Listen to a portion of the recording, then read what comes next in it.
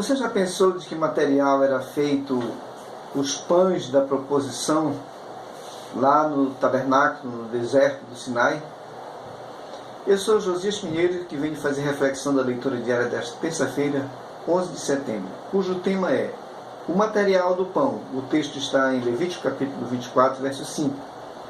Diz dessa forma: também tomarás da flor de farinha, e dela cozerás 12 pães, cada um dos quais será de 2 dízimas de um efa. Cada dízima equivalia a 10% de cerca de 23 quilos de farinha. Então, 2 dízimas corresponde a 4,6 quilos de farinha. Se cada bolo teria que ter 2 dízimas de um efa de flor de farinha, então cada bolo, cada pão pesava 4,6 kg. A flor de farinha, de acordo com o blog Oleiros do Rei, ele diz que é a mais refinada e branca, sendo adequada para a confecção de massas muito leves e fofas, como o pão de ló e outras tortas. Como produziam a flor de farinha? Provavelmente pilando para tirar a casca. Era um processo que algumas pessoas hoje podem se lembrar. Eu pelo menos me lembro do tempo de infância, quando se pilava o arroz para tirar a casca. Depois botava ele numa peneira realmente fina e sacudia para tirar a palha. E depois que tirava a palha, se ia recolher os grãos com casca e separava e cozinhava só o grão com casca, o grão sem casca.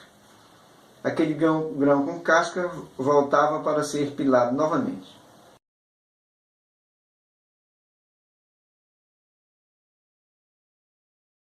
Posteriormente, eles moíam esse grão e o transformavam em uma farinha grossa.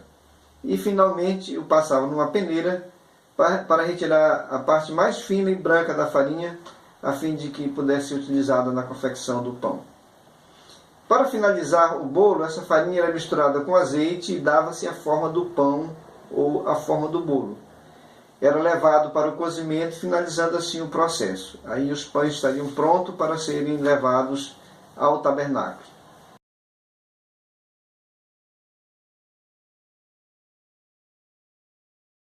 Agora eu tenho uma pergunta para a sua reflexão. De que grãos eram feitos a flor de farinha?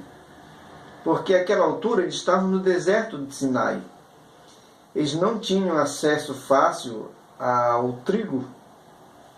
Mas eu tenho um texto aqui que eu quero deixar para você refletir a respeito dele. Está em Números capítulo 11, verso 8, que diz assim: espalhava-se o povo e o colhia, e em moinhos o moía, ou num grau o pisava, e em panelas o cozia, e dele fazia bolos.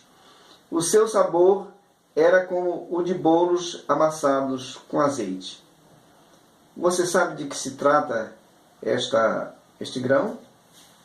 Eu vou deixar essa pergunta com você. Se você descobrir e quiser colaborar conosco, faça o seu comentário no nosso vídeo e nós iremos ver quem é que vai acertar que grão era esse. A oferta de flor de farinha é o símbolo do nosso serviço dedicado de todo o coração a Deus. Dá para observar, dá para notar que esse não era um trabalho fácil. Eles tinham que colher o grão, eles tinham que depois pisar no pilão, no grau, para remover a casca. Mas rapaz... Depois eles tinham que moer no moinho, e os moinhos não eram elétricos, não eram solar, não eram puxados a boi, provavelmente era puxado à mão e eram de pedra. Deixa eu botar mais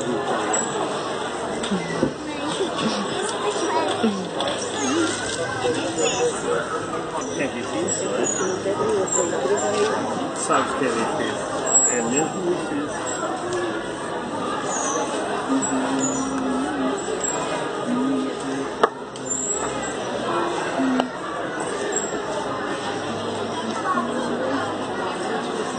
Então não era um trabalho simples. E os pães não eram pequenos. Depois tinha todo o processo de fazer aquela mistura do azeite com aquela massa seca, até dar forma. E pelo que a gente entende, não havia fermento. Então era um pão que não crescia.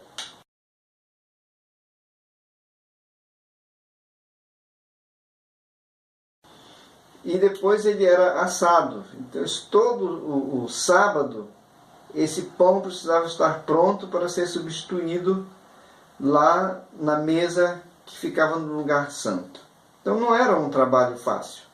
E aqui esse comentarista diz que a oferta da flor de farinha é o símbolo de nosso serviço dedicado de todo o coração a Deus. Dar como sacrifício no templo a flor de farinha indicava que se estava dando o melhor para Deus. Lembrando que toda a oferta que eles traziam, elas eram acompanhadas pelas ofertas de cereais. E onde estava a flor de farinha, do qual eles tiravam só um punhado e queimavam misturado com azeite. Só um punhado. O restante ficava para o sacerdote. Eu acredito que era desse restante que eram produzidos os pães da proposição. E aqui vem uma questão para a nossa reflexão. Será que nós estamos dando o melhor de nós para o serviço de Deus? Será que o nosso tempo ele está sendo bem ministrado para a nossa devoção a Deus, para a meditação da sua palavra, para a adoração, para o louvor e para a ação de graça? Pense nisso e tenha uma ótima terça-feira na paz do Senhor.